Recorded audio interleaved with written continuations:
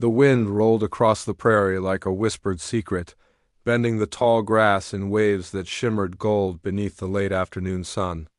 Dust rose along the distant trail, and folks in the small town of Red Hollow paused what they were doing, shading their eyes to see who might be arriving. News traveled fast in a place like this. Faster than horses, faster than the river in spring. And right now, the whole town buzzed with one question. Why on earth would her marry him? Her name was Clara Whitmore, the most beautiful girl anyone in Red Hollow or the neighboring counties had ever laid eyes on. Men claimed her eyes were bluer than the summer sky, and her smile had stopped more hearts than any outlaw's bullet. She was the daughter of Harold Whitmore, the wealthiest rancher in 3 territories, owner of land so vast it seemed to kiss the horizon itself.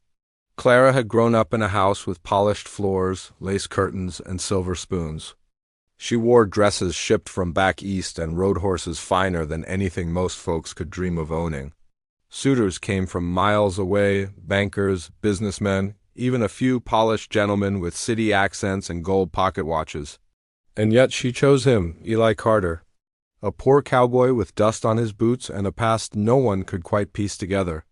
Eli first rode into Red Hollow on a storm-heavy evening, leading a tired horse and carrying little more than a bedroll and a quiet presence. He didn't talk much, didn't drink much, and didn't seem interested in impressing anyone. He found work at the edge of town, mending fences and breaking wild horses for anyone willing to pay a few dollars. Folks noticed him, sure, but not the way they noticed Clara. Eli was the kind of man who blended into the background.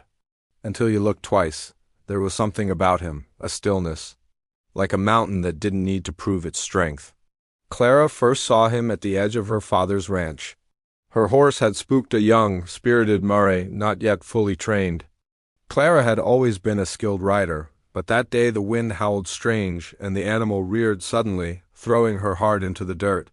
By the time she gathered her senses, the horse had bolted, and her ankle burned with sharp, unforgiving pain. That's when Eli appeared. No grand entrance, no dramatic flair. Just a man stepping out of the tall grass, calm as ever. "You all right?" he asked, his voice low and steady. Clara, still catching her breath, looked up at him. For a moment she forgot the pain. He wasn't handsome in the polished way her suitors were. His face was weathered, his jaw rough with stubble, and his clothes worn thin by sun and labor. But his eyes, dark, steady, and unreadable, held something she had never seen before. "Truth, I think my ankle's twisted," she said. Eli knelt beside her, careful, respectful. He didn't stare, didn't fawn. He simply examined her ankle, then tore a strip from his own shirt to wrap it.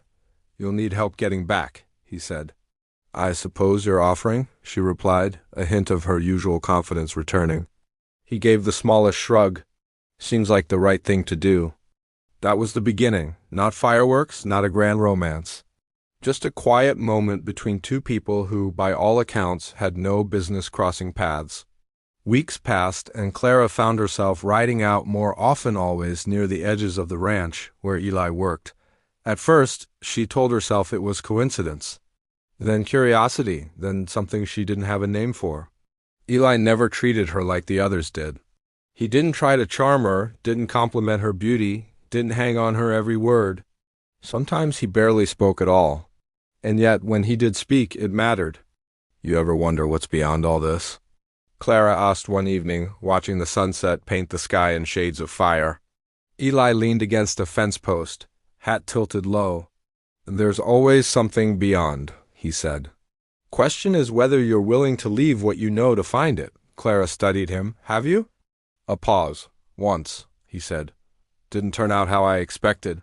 He didn't elaborate and she didn't press. But from that moment on, Clara knew there was more to Eli Carter than the town realized. Rumors began to spread. They always did. At first, it was whispers in the general store. "Seen Miss Whitmore talking to that cowboy again. Strange business, that." Then it grew louder. She could have anyone she wants, why him? Man doesn't even own his own land. Probably after her money. Clara heard it all, and she didn't care. Her father, however, did. "This ends now," Harold Whitmore said one evening, his voice sharp as a whip. "You will not see that man again." Clara stood tall, her chin lifted. "You don't know him." I know enough, Harold snapped. He's a drifter. No family, no fortune, no future. You are a Whitmore. You have responsibilities, Clara's eyes flashed. I'm not a business deal, father. You are my daughter, he replied. And I will not see you throw your life away. But Clara had already made her choice. The day of the wedding dawned bright and unforgiving. The whole town gathered not out of support but curiosity. Some came to witness what they believed would be a mistake. Others came simply because there was nothing more interesting to do in Red Hollow. Clara stood at the front of the small wooden church, wearing a simple white dress, not the extravagant gown her father had once promised her, but something far more her own. Eli stood across from her, clean but still unmistakably himself. The preacher cleared his throat, glancing nervously at the crowd. Do you, Eli Carter, take Clarabelle Whitmore? I do, Eli said, his voice steady. A murmur rippled through the room. And do you, Clarabelle Whitmore? I do, no hesitation, no doubt. The moment the ceremony ended, the questions began. People gathered outside, whispering, staring. Clara could feel their eyes on her, heavy with judgment. Finally, one woman stepped forward, unable to contain herself. Miss Whitmore, she said, her tone sharp with disbelief. Why? Why him? The crowd fell silent. Even Eli turned slightly, as if curious to hear her answer. Clara looked around at the faces, some kind, some cruel, most simply confused. Then she smiled. Not the practiced, polite smile they all knew, but something deeper, real. Because he sees me, she said. The woman frowned. Of course people see you. You're... No, Clara interrupted gently. They see what I have. My name, my father's land, my dresses, my face. She glanced at Eli. He doesn't. A quiet settled over the crowd. He never once tried to impress me, she continued. Never once treated me like something to win or own. He listens. He speaks the truth, even when it's not easy, and when I'm with him. She paused, searching for the right words. I don't feel like I have to be anything other than who I am. Eli's expression didn't change much, but something in his eyes softened. Clara turned back to the crowd. You all think I married a poor cowboy, she said. But the truth is I married the richest man I've ever known. Years passed. Red Hollow changed, as all towns do. New buildings rose, old ones fell, faces came and went. But one thing remained constant. Clara and Eli, they built a life together, not on wealth or status, but on something far stronger. Eli eventually bought a small piece of land not nearly as grand as the Whitmore Ranch, but enough. He worked it with the same quiet determination he brought to everything. And Clara worked beside him, trading silk gloves for calloused hands without a second thought. People watched. At first, they expected regret. Then they expected hardship.